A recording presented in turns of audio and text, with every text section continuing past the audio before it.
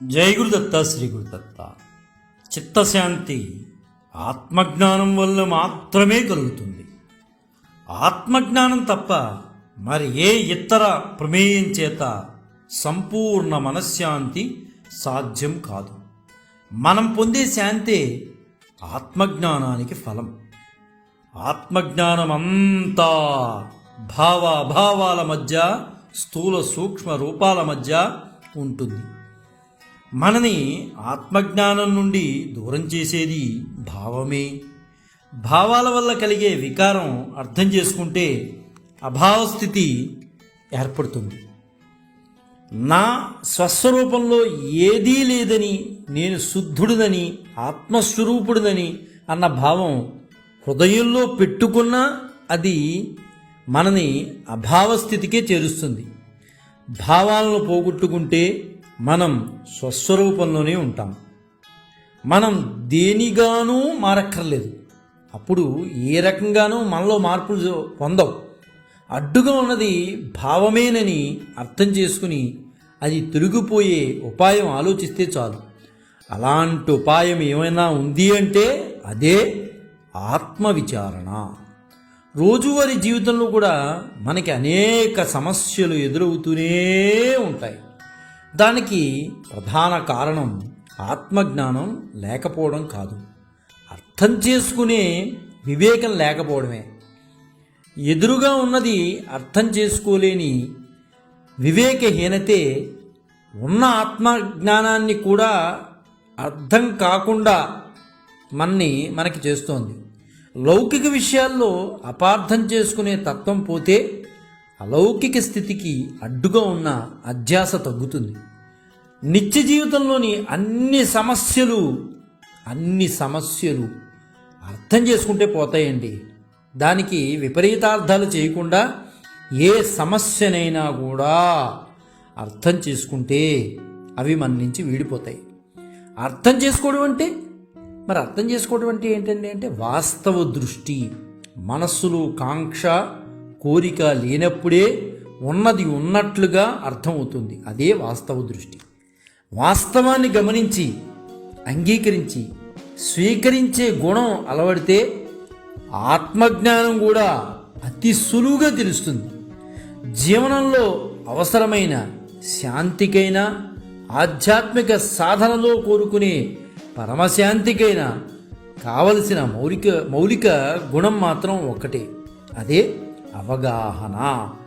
అవగాహన అనేది 5 అక్షరాలైనా అది చాలా గొప్ప మాటగా మనం మాట్లాడుకుంటాం. ఎందువల్లంటే ఒక బండి మీద వెళుతున్నప్పుడు ఎదురుకుండా బండివాడికి మనకి అవగాహన అనేది ఉండాలి.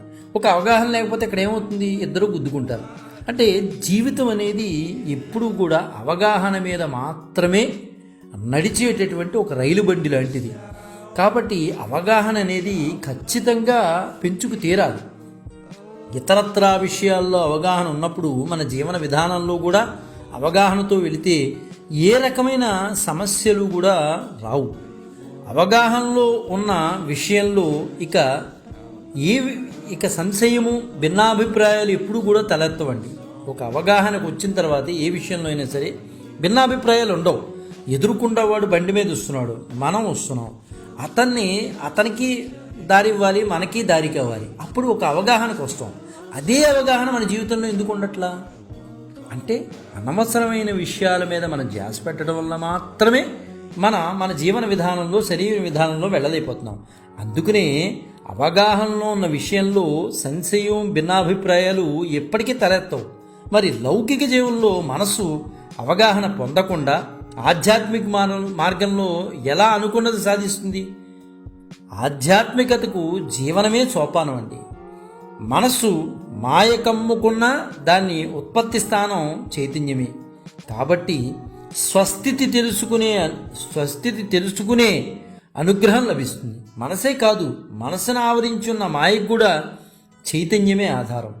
అయస్కాంత శక్తి నేరుగా సంబంధం లేకుండా సూదిని కదిలించినట్లు చైతన్యం నేరుగా సంబంధం లేకుండా మాయకి ఆధారంగా నిలుస్తుంది. మన శరీరంలో మార్పులను చైతన్య క్రియలు అంటాం. శరీరంలోని జీవశక్తి వల్లనే దేహము ఎముకలు, కండరాలు, గోళ్ళు, జుట్టు అన్నీ పెరుగుతాయి. చైతన్యం చేత దేహంలో మార్పులు వస్తున్నాయి కానీ ఆధారమైన చైతన్యంలో మార్పులు ఉండవని మనం తప్పనిసరిగా గుర్తించాలి. శరీరంలో, మనస్సులో వచ్చే మార్పులను చైతన్యానికి ఆపాదించడమే మనను ఆవరించినటువంటి గొప్ప మాయా ప్రభావంగా మనం మాట్లాడుకుంటాం. దానికి కూడా చైతన్యమే ఆధారం. చైతన్యం ఆధారంగా ఉద్భవించే మాయే చైతన్యాన్ని తెలుసుకోనివ్వడం లేదు. మనలో చైతన్య స్వభావం అర్థమైతే మాయ పటాపంచలైపోతుంది.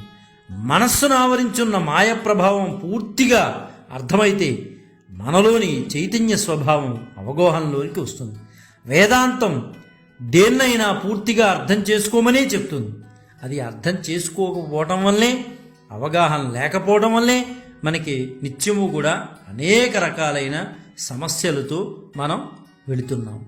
కాబట్టి అవగాహన చేసుకోవడానికి మనం ప్రయత్నం చేద్దాం. జై గురుదత్త, శ్రీ గురుదత్త, శ్రీపాద శ్రీవల్లభ చరణదాసుడు, మానికొండ రాజశేఖర శర్మ, రాజమహేంద్రవరం. స్వస్తి.